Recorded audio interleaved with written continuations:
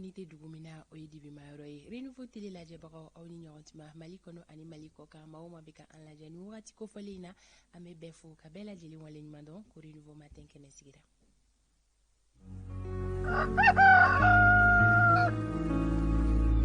Renouveau sɔgɔmada kunnafoni kɛnɛ sigira foli ni tanuni o bɛ di an kanubaga kelen-kelenna bɛɛ lajɛlen ma maa o maa bɛ soli ka wuli sabati k'i sɔgɔ anw na walasa ka se ka kunnafoniya kunfɔlɔw sɔrɔ aw mana kɛ diɲɛ fan o fan an bɛ aw bɛɛ lajɛlen fo bi ye tarata ye mai kalo tile 24 san 2022 Renouveau matin ale kɛnɛ dayɛlɛ la aw minnu bɛ yen nɔ k'aw sera aw ka baarakɛyɔrɔw la n'aw bɛ k'an lajɛ an ka foli b'aw ye aw minnu bɛ an lajɛ sokɔnɔnaw la don o don an ka foli bɛ aw ye lamɛnbaga jamakulu an bɛ aw fɛnɛ fo an tɛ ɲinɛ aw kɔ cogoya si la radio Renouveau lamɛnbagaw aw ni sɔgɔma radio ɲɛlɛnnin ka bɔ Segu ka taa se an ka farankan radio tɔ kelen-kelenna bɛɛ lajɛlen ma sabula ka da kan radio kɛmɛ yirika caman bɛ sɔgɔ anw na walasa ka se ka nin jɛmukan in cari Mali fantan naani bɛɛ lajɛlen na an ka foli bɛ an ka radio partenaires lamɛnbaga jamakulu kelen-kelenna bɛɛ lajɛlen ye k'a fɔ bi tarata Renouveau matin ni y'a kɛnɛ dayɛlɛlen ye an ka dibila baarakɛbagaw an bɛ foli ni tanuni di u ma sabula aw ka ja ɲuman ni kumakan ɲuman sɔrɔ o sababuya ɲuman ye olu ye studio Bamindaw kɔnɔna la yan nɔ jama dafalen don Amadu El Konare Isa Kaba Sidibe Fanta Tomota an bɛna don kibaruyaw olu kɔnɔna la aw bisimila bi tarata donya in na Amadu i ni sɔgɔma i ni sɔgɔma Fanta Tomota a bɛ cogo di n bɛ Ala fo k'a barikada kow bɛ cogo di j'espère que u sigira ɲɔgɔn kan dɔɔni jɔn k'a fɔ ten min ye sɛ ka bande dugu taarɔ kuma i k'a dɔn a fɔ ko bɔsigɛ ne ma min kɛ da ka suma na i bɛ tila k'o kɛ boli la kuma fɛn min tɛ don kelen fɛn ye ni ko kusayara dɔɔni i b'i kun bugɔ ka bɔ birifini jukɔrɔ siga t'a la fulaw de bɛ ɲuguya la o bɛ ko in de jukɔrɔ kosɛbɛ munna fulaw ye mun k'i la fulaw bɛ n kɔntan olu dun cogo dɔn fulaw la dɛ Mali fila bɛɛ n ye bɛɛ bolola don fɔ fila ni kelen juru fanba minɛnen don fulaw fɛ kɛlen ye Mali fila bɛɛ bolola don fɔ fila kelen dɛsɛ m'o la o kuma i bɛ n dɛmɛ walima n bɛna n k'o yiri falen o kama ale ye jɔn ye a to musori na waati i bɛ ɲininka n bɛ k'a labɛn kuraw mais a tigi ye mun k'i la e bɛ ka dɛsɛ a la cogo di ne ma faamuya ne ka fila bɛɛ kuru ka don sagona fɛ ni fila tɔw ye n ye f'u b'u yɔli ka na n bɛ n bolo da u kun na n bɛ dugawu mais i ma se ka minɛ cogo sɔrɔ ale la min kɔni bɛ k'i o kɔrɔ k'i kan k'o tigi bonya k'o karama de an dun ma o kɔrɔ de an bɛ ɲɔgɔn na aw bɛ ɲɔgɔn la tulo b'a la a b'a yɛrɛ dɔn baasi tɛ Amadu kosɛbɛ an ye ɲɔgɔn lasɔrɔ sɔgɔmada in na awɔ n'an nisɔndiyalen don kosɛbɛ ko kanubagaw ma o nisɔndiya kelen u ka kibaruyaw bɛna lase u ma o kɔnɔna la ka fara bonya ani karama kan o la bi tarata mai kalo tile 24 Renouveau matin Isa Kaba bɛna ɲɛfɔli kɛ aw ye bi kumasen min kan o de bɛ tali kɛ ko en position de force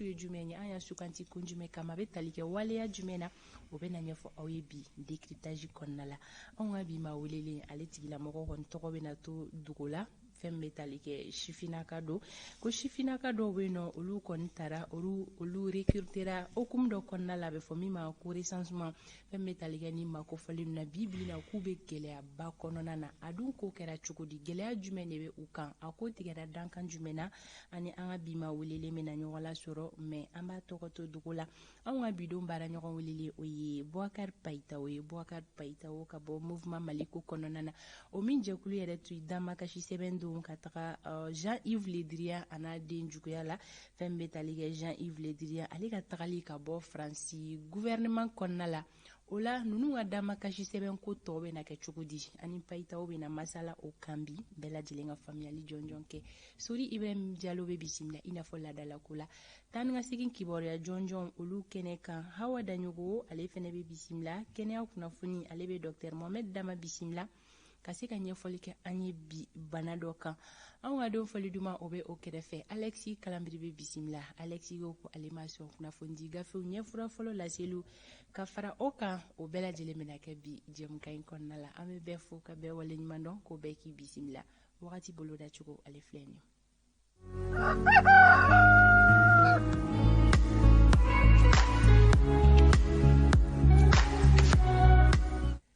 nɔgɔ bɛna da kaba la Mali marabolo kelen-kelenna bɛɛ lajɛlen kɔnɔ fo ni Kayi marabolo yi bɔ a la Ɲoro ka fara Tawudinin kan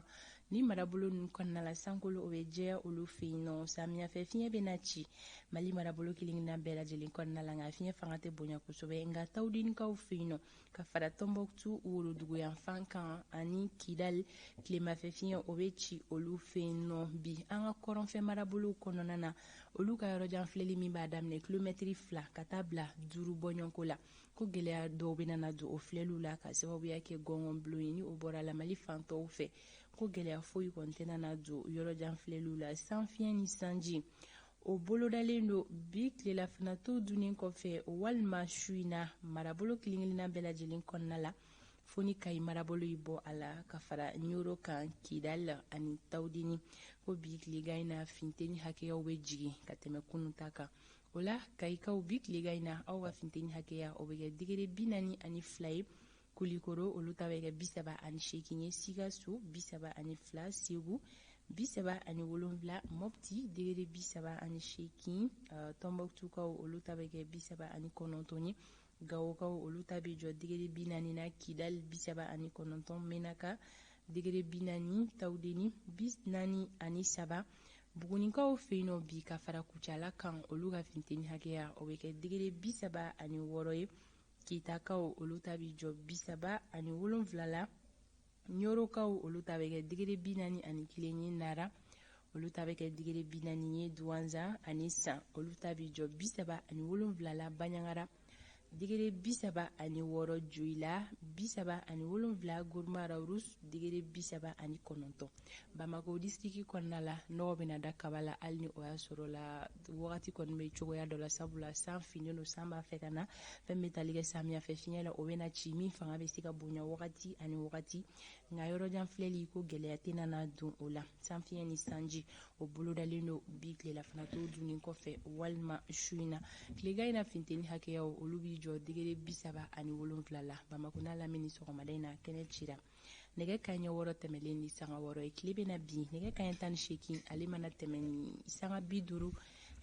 ye ni wagati boloda cogo ye bi tarata sɔgɔma ka di bɛɛ lajɛlen ma ko halisa bɛɛ k'i sɔgɔlen to anw na an bɛ taga ɲɛfɛ ni kibaruyaw ye dɔɔni dɔɔni an bɛ don kibaru ale kɔnɔna na sisan min bɛna dayɛlɛ aw ye Amadu El Konare fɛ.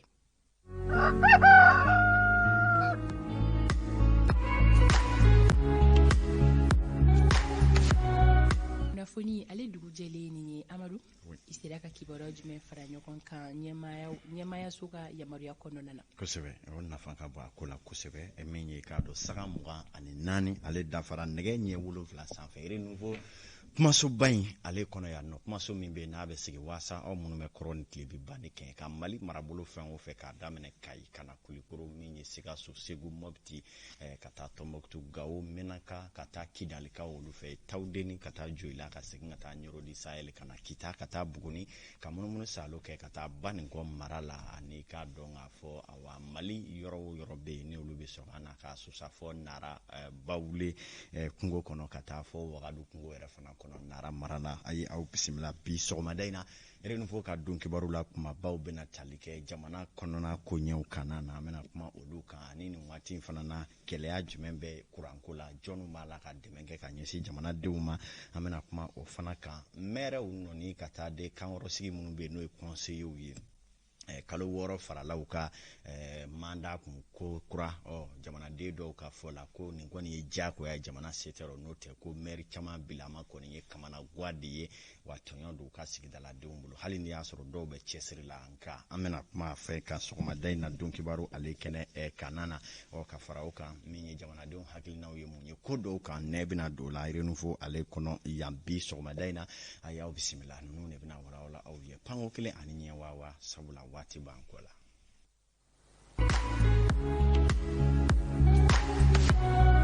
Ni ce a y'aw bisimila nin waati na Bɛlɛdugu kɔrɔ n'a tile bi ba ni kɛɲɛka k'a daminɛ min ye Kamila mara la ka taa Kalifabugu Jɛdugu Torodo mara ka taa Daba mara la ka taa fɔ Nciba mara la fɔ Jiwoyokaw fɛ yani Jijeni ani Sagabala Nɔndase bɛɛ lajɛlen ye dugu minnu bɛ yen n'u bɛ Bɛlɛdugu Kati ɲanfan ani Kolokani ɲanfan fɛ Bosofala mara maaw yɛrɛ fana Kita sira la nin bɛɛ ye Bɛlɛdugu dugu ye minnu bɛ yen ni renouveau ka don kibaru ti tɛmɛ olu kan na an b'a daminɛ ni Mali sanfɛ kalanso laada la ti ɲɔgɔnna fanga bɛ bonya lɔgɔlidenw ni ɲɔgɔn cɛ kɛrɛnkɛrɛnnenya jɔyɔrɔ ɲini dɔ b'olu fana fɛ n'o ye classe kono John bi ke ciden nyema ye mimi lɔgɔlidenw kun kan kuma fɔ classe kono ka bola fɔ ka kɛ lɔgɔliso yɛrɛ bɛɛ lajɛlen na John bi lɔgɔlidenw kun kan kuma fɔ o ma nyema sa dala ni o sigilu bi daminɛ a kɛlɛ fanga bi bonya kosɛbɛ kunu min ye ka dɔ jamanadenw solila ka wuli ni kibaruya min ye o bɛ tali kɛ marifa mankan kɔni na an ka sanfɛ kalansow la an taara ka fɔ min ye lɔgɔli tali kɔni de tun bɛ sen na universitéw la min yɛrɛ kɔni kɛra sababu ye responsable de classe sigili ani k'a dɔn ɲɛmaw biro ɲɛmaya sigiw kɔni kɛra sababu ye ni ka fɔ ɲɔgɔn kɔ fanga bonya an ye kibaruya mun sɔrɔ o ye k'a fɔ ko lɔgɔliden fila kɔni bɛ yen k'a dɔn 3e année na olu kɔni ye marifa k'a kɔni ganfa bɛɛ lajɛlen fɛ min yɛrɛ kɔni kɛra sababu ye an ka finitigilakaw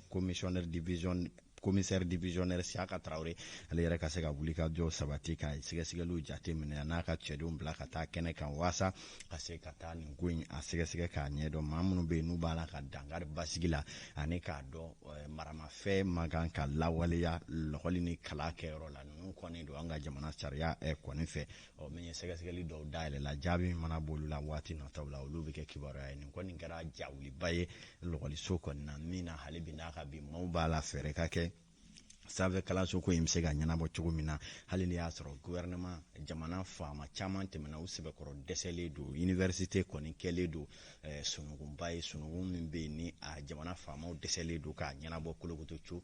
min ye den ma bagi sɔrɔ ka ban a bɛ se ka san dan kɛ i k'a dɔn san 4 kalan nɔfɛ min ye dɔw kɔni ka baara waati bɛ tɛmɛ u kan ka muso furu waati tɛmɛ u kan u bɛ université la hali ni u yɛrɛ sema ko tɛ jamana ka fɛɛrɛ ni kala colo cogoya kɔni bɛ kɛ sababu ye ka maa yɛrɛ kɔni kɛ déléguants ni k'a dɔn wale caman kɛbaw ye hali n'a man di dɔw ye n'a fɔra ko e ma kalan kelen kɛ ɲina san wɛrɛ u bɛ to senna ko ka ko fanga ka bon a ko la kosɛbɛ k'a ɲini jamana faamaw fɛ ni ko gɛlɛn bɛ yen bi Mali université jamana cɔla ta ɲɛnabɔli kan ka kɛ ko gɛlɛn ye o min bɛ hali bamanciya ale kɛlɛ waati nataw la sabula a laban bɛ kɛ maaw bɛ to taa ni ka seginw la marifa jugu ni besiw n'a ɲɔgɔnna caman ko kɛlɛyalen don jateminɛ kan ka kɛ minnu na wa npogotigi caman bɛ yen a b'olu bila yɛrɛma bila yɛrɛ fana na sabula wajibiyalen don ka don da dɔw fɛ hali ni y'a sɔrɔ u sagona da tɛ a ye a ma tigɛ min na jamana faamaw bɛɛ ni i jɔyɔrɔ don jamana ko la an y'a fɔ ten maires ani conseillers k'olu kɔni kabi 2016 olu kɔni ta kɛlɛ bɔyɛnba ni ye san o san dɔɔni bɛ suma ka k'u kun n'o tɛ kɛlen don u caman bɛ yen minnu ka mandat banna ka ban ni ka tila k'a ban nka jamana bɛ gɛlɛya min na maire kalata sariya bɛ fɛn minnu fɔ kalataw ka kan ka kɛ nka bɔda filanan min bɛ yen o ye ni jamana yɛrɛ y'a kanu k'a fɔ jɛkulu kɛrɛnkɛrɛnnen ka sigi n'o ye délégation spéciale ye maa caman y'o wele kɔni da nka jamana faamaw kɔni sera ka min da teliya la o ye ka sin ka sɛbɛn bɔ sɛbɛn min na ko kalo 6 faralen maires u la mandat la tuguni min ye Ibrahima Sanko ale ye observatoire pour les élections et la bonne gouvernance n'o ye minnu bɛ jateminɛ kɛ kalata kɛcogo ani mara yɛrɛ kɛcogo ɲuman na ale ye ɲɛfɔli dɔw kɛ Amadu Jara k'a kun ɲɛ o kan ka lajɛ. Ka jateminɛ na waleya bali bɛ ne bɛ parce que ni ye conseil communal wa fo minnu ma ko maire ye u dangano olu ka sariya bulon o ye u ka sariya gafe o ye code de collectivité territoriale san 2017 la o yɛlɛmana donc yɛlɛmana mun donna la u ko ko collectivité mun ye conseil communal yɛrɛ commune maire olu ka mandat ye san 5 ye donc u bɛ se ka san 5 kɛ u bɛ baara kɛ donc san 5 n'o sera dɔrɔn u kan ka kurakuraya mais an y'a ye u ka san 5 banna salon 2020 la pardon 2021 la salon 2021 u ka mandat banna donc kalo 6 farala ka siɲɛ fɔlɔ la sisan fana u tilala ka kalo 6 fara kan o sɛbɛnnen don sariya gafe kɔnɔ n'u b'a fɔ ma code de collectivité n'o taara 2017 donc gouvernement bɛ se ka dɔ fara kan siɲɛ kelen kalo 6 siɲɛ kelen kalo 6 siɲɛ filanan fana ka dɔ fara kan o bɛ kɛ san kelen ye mais ni novembre 2022 sera foyi tɛ se ka fara kan tuguni donc an bɛ yɔrɔ min na sisan autorité de transition minnu b'an kunna olu de kan k'a lajɛ ka kalata kɛ novembre 2022 ni parce que o b'a sɔrɔ san kelen mun prévoira code de collectivité territoriale o sera donc kalataw de kan ka kɛ ni kalata ma se ka kɛ délégation spéciale de bɛ sigi sen kan Mali bɛɛ kɔnɔ bon an dun b'a dɔn ko Mali kɛ commune n'o ye a bɛ taa 700 ɲɔgɔn na donc o ka gɛlɛn an ka hakili la gouvernement kan k'i cɛsiri de bi ka chronogramme dɔ di chronogramme mun ka taa sira dɔ di k'a fɔ ko mandat minnu bɛɛ banna minnu kan ka kɔrɔkɔrɔ n'o ye président sigi ani député sigi ani maire sigi olu ka se ka kɛ donc u kan ka kɛ tuma min il faut que mɔgɔw ka bɔ o kalama. tabarikala o kɔfɛ fana min ye an y'a mɛn jamanaden caman bɛ yen minnu tun farala ɲɔgɔn kan k'u ka dusuma kasa jira ka tila ka wele dakɛ joona ka jamana ɲɛmɔgɔw tulo la sɔmi k'u k'a lajɛ hali ni jɛkulu kɛrɛnkɛrɛnnen ma sigi mali mairie bɛɛ la ko mairie dɔw kɔni bɛ yen bi o maires ka hali tile kelen kɛ o mairie kunna ko kɔni ye sɛgɛngɔ ni dugu yɛrɛ cili ye fɛɛrɛ kun ka kɛ ka wolomali kɛ ni ka i k'a dɔn k'a fɔ délégation spéciale sigi o commune ninnu kunna o jamanaden dɔw hakilina ye mun ye an ka kibaruya di ɲɛmaayaso y'a wakulu don Umaru Koyita ale ka kuma di jamanaden dɔw wɛrɛw ma ani maa caman wɛrɛ minnu ka hakilina ye u ka hakilinaw ye mun ye maires kɔni jɔ kunnama jɛ ale kan ko kura ni kalo 6 ye an k'u lamɛn.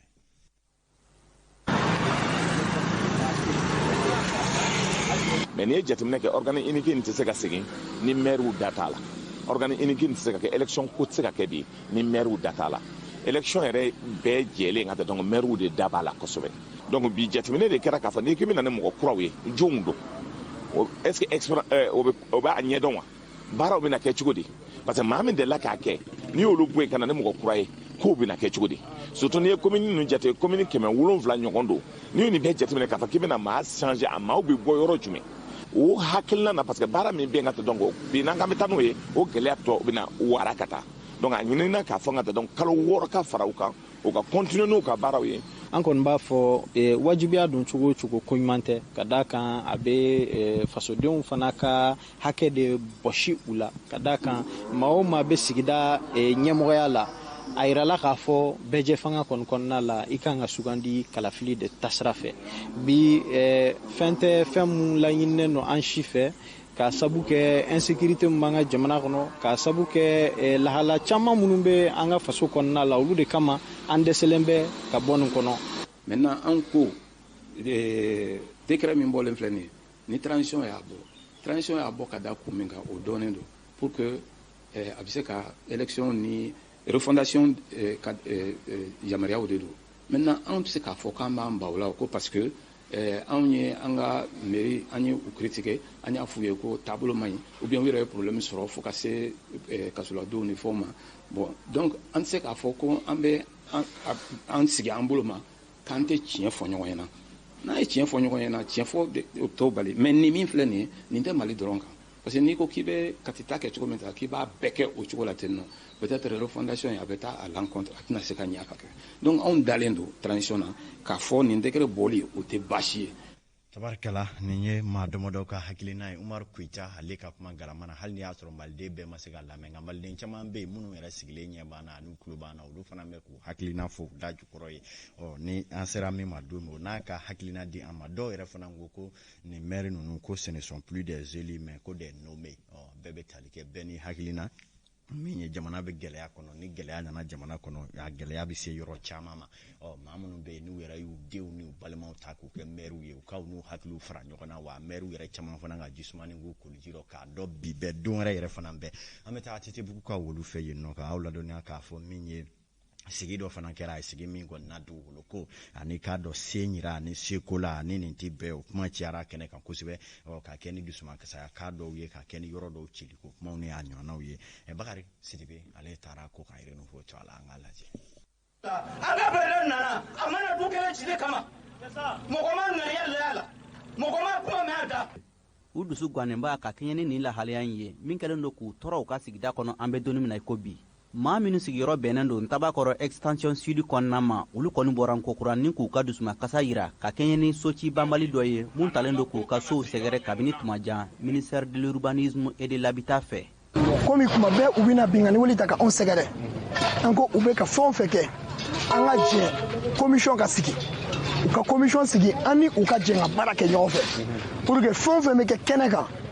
a foyi si kana dogo anw na an ka bɔ a kalama an fana bɛ se k'an ka base informer cogo min na o fana bɛɛ kɔfɛ an ko yanni commission in ka bila sen kan u bɛ waliya fɛn o fɛn de kɛ terrain kan yan nɔ fɛn o fɛn de bɛ anw ka yɔrɔw concerné k'o bɛ an ka logement concerné u ka fu siri o dan na joona joona u kana don an ka kɛnɛ kɔnɔ k'a fɔ k'u bɛ k'o ta ka anw sɛgɛrɛ. musow cɛw laadala ɲɛmaaw fo ka taa se diinɛ ɲɛmaaw ma olu bɛɛ lajɛlen tun bɛ kɛnɛ in kan walasa k'u sigiyɔrɔw makada an ka siso bɛ da ci ka bɔ an bolo ɲɛmɔgɔw fɛ ɲɛmɔgɔ minnu min an bɛɛ lajɛlen nisɔndiyalen don nin wagati na u ka baara tagabolo la jiwoyo min taara ni IBK ye an tɛ ala deli bile olu ka bɛn o kɔ da la ka da kan an bɛ kɛnɛ min kan yan nin t'an siɲɛ fɔlɔ ye nin t'an siɲɛ filanan ye hali nin t'an siɲɛ tannan ye an ka nin yɔrɔ kɛnɛ kan nin kuma nin na nin yɔrɔ ko kuma nin kan k'a ɲini a fɛ an ka dugukolo a k'a to an taya la an cɛw de y'u ka sɛgɛn kɛ k'u ka tirikitɔrɔkɔ kɛ ka so in jɔ k'an don a kɔnɔ an b'a ɲini Asimi fɛ ani Shogɛl u k'u kɔfilɛ tabakɔrɔ la u ka tabakɔrɔ to a tigiw bolo. Nin waati in kɔnɔna na Association de Développement den Tabakɔrɔ Extension Sud sigibaw u ka laɲini ye furancɛrɛ fanga ɲɛmaw k'i ɲɛmada olu ka gɛlɛya in na min kɛlen don ka olu sɛgɛ kabini tuma jan. Tabali kara nin ye bɔrɔ wɛrɛ falen ka sigi furancɛrɛ fanga ma ɲɛmaw kɔrɔ u kan ka min ta ni hakili ye tuguni baloko gɛlɛya an y'a fɔ an tɛ sɛgɛn k'a fɔ ni wulikajɔ ma kɛ kɔngɔ bɛ Mali den la ɲina wa kɔngɔtɔ maa bɛ se ka sɔgɔmada in na bila ka tilegan in na bila ka su in na bila nka k'o dugujɛ bila k'o dugujɛ wɛrɛ bila ka sɔrɔ fɛn tɛ bɔrɔ la a ka gɛlɛn kosɛbɛ maa o maa bɛ yen ni dun ka fa sabatilen t'i bolo i laban i bɛ ɲinɛ danbe kɔ i bɛ ɲinɛ bɔkolo kɔ i bɛ ɲinɛ fɛn bɛɛ lajɛlen kɔ sabula maninfin kɔngɔ lankolon tɛ se ka jɔ maa min ye jateminɛ dɔw kɛra diɲɛ seleke naani jɛrɛ jɛkuluw fɛ ko an ka ja jamanaw ni cɛncɛn jamanaw kan ko maa miliyɔn 18 kɔngɔ bɛna olu sɛgɛn kalo 3 nata in kɔnɔ a ma sɔrɔla k'a fɔ ka kɛ ni gɛlɛya minnu yɛrɛ bɛ an ka nin jamanaw kɔnɔ minnu yɛrɛ bɛ yen ni an n'u ka hakilinaw bɛɛ ka so ɲɔgɔn na ani kow tacogow ye kelen ye waati yɛrɛ ni a cogoya kama nin kɔni ye kibaruya min bɔra ka bin nka yan'an ka taa munumunu bɛɛ la Mali yɛrɛ kɔnɔ i b'a ye k'a fɔ Mali dugu caman bɛ bi kabi sisan ɲɔkisɛ kelen tɛ jigiyɔrɔ caman na n'i ye jigiyɔrɔ sigi 100 o 100 i b'a sɔrɔ ɲɔkisɛ tɔ bɛ jigiyɔrɔ min kɔnɔ a tɛ tɛmɛ jigiyɔrɔ 20 jigiyɔrɔ 25 Mali la cikɛlaw bolo o ye fɛn ye min wulikajɔba kan ka kɛ min na jamana faamaw fɛ n'o tɛ a ma ɲɛ bi bɔ a yɔrɔ ɲina jango samiya waati dɔ bɛ yen a bɛ fɔ min ye kura kun ma bɔ kɔrɔlen tɔ tɛ yen wa dɔrɔmɛ tɛ maa si kun wariko gɛlɛyalen don min ye jamana faamaw ka se k'a lajɛ min ye fɛɛrɛ jumɛn de bɛ se ka sɔrɔ fɛɛrɛ min tɛ ka taa malobɔrɔ 1 ni maa 100 ma k'olu ka jɛ o la ko dɔn kɛra o bɛ se ka bali cogo min na fɛɛrɛ ka kɛ a bɛ fɔ min ma dun ka fa hakika sɛnɛkɛlaw bɛ se ka sɔrɔ cogo min na walasa jamana ka bɔ gɛlɛya kɔnɔna la kibaruya min dira nin ye Umu Tarawele ale bɛ ɲɛfɔli k'a ɲɛ an k'a lajɛ. Ni sɛbɛn in kɔnɔna la organisation humanitaire y'a yira k'a fɔ ko nin ko in kɔni kelen bɛ jɔrɔna ko ye Burkina Faso, Chad, Mali ale ni Niger kɔnɔna na. Ni yɔrɔ kɔfɔlen ninnu na sɛbɛn in b'a yira k'a fɔ tuguni ko mɔgɔ miliyɔn 1 n'a kunkanfɛn k'olu kɔni bɛna kɔngɔ gɛlɛya dɔn k'a daminɛ juin kalo fo ka taa se uti kalo ma. Ni maa ninnu tilara k'a yira tuguni ko denmisɛnnin minnu si b'a daminɛ san 5 la ko maa miliyɔn 7 n'a kunkanfɛn k'olu kɔni na sɛgɛn dumuniko ta fanfɛla fɛ ni olu la maa miliyɔn 1 n'a kunkanfɛn bɛna sɛgɛn kɔngɔko ta fanfɛ Sahel kɔnɔna la. U tilara k'a yira k'a fɔ ko baloko juguya bɛ se ka se mɔgɔ miliyɔn 2 n'a kunkanfɛn ma sani san laban cɛ. Ka kɛɲɛ ni nin jɛkulu ka fɔli ye ko gɛlɛya caman de kɛra sababu ye ka nin baloko gɛlɛya in walankata i n'a fɔ lakanabaliya, fantanya, baloko gɛlɛyali. ONU ka nin bolofara in y'a yira k'a fɔ k'a kɛlen don ka miliyari 18 n'a kunkanfɛn min bɛna tila Burkina Faso, Chad, Mali ale ni Niger ni ɲɔgɔn cɛ. Ka kɛɲɛ ni an tɔɲɔgɔn studio tamani mɔgɔw ka fɔli ye ko Union Européenne ni Mali k'olu ye tɛgɛnɔbila kɛ dɛmɛ bɛnkan sɛbɛn dɔ la min musaka bɛ t'i jɔ miliyari 32 n'a kunkanfɛn na franc CFA la. O musaka in yɛrɛ ka kɛɲɛ ni studio tamani mɔgɔw ka fɔli ye halisa o bɛna don baloko gɛlɛya min bɛ nin waati la. Umu Tarawele ala ka dun ka fa sabati k'an kisi kuma ma min ye k'a dɔn i bolo bɛ maa o maa da i tɛ se ka tiɲɛ fɔ ɲɛna jobaatɔ naji yɛrɛ min b'a e n'a fɔ wajibiya la ko den ni fa bɔli walima ni ba bɔli n'an tora kɔngɔ na an na wajibiya k'an kun siɲɛ kow la an kunkolo man ka siɲɛ mun na sanga 40 dafara min ye k'a dɔn Useni Mayiga ka denbaya la waati kelen bɛ Gawo gouvernorat la Général Musa Tarawele a bɛ san a bɛ nara waati b'a la k'a fɔ tuguni a bɛ i k'a dɔn k'a fɔ Isaka Ndaw ale bɛ Kati kaw fɛ fo ka se Kati préfecture la olu mun ye groupe kura kelen di CCRF ma ɲɛji ma kɔtigɛ kunu an bɛna kuma kan bi sanga 41 dafara Fanta Tɛmota namu don kibaru ta ko fɔlɔ ale kɔnɔna la gendarme ni sɔgɔma n'u ka ɲɛma filakɛ ni ko ni sɔgɔma bi an ka foli bɛ u bɛɛ lajɛlen ye k'u ni timinanja kan ka dɔ fila kelen min bɛ k'an bolo kɛ i kan ka dɔɔnin dɔn a la Amadu dun ka sabali i kan k'ale bonya Sori Ibrahim Diallo an bɛ kɛnɛ to ale bolo o b'a jira k'a fɔ tan ni ka segin kibaruyaw olu di wagati sera maliden kelen-kelenna ma Batɔma Kane anw ka bi nɛgɛ kɛrɛfɛtigi ye Batɔma i b'a lajɛ ni Sori ka labɛnw sabatilen don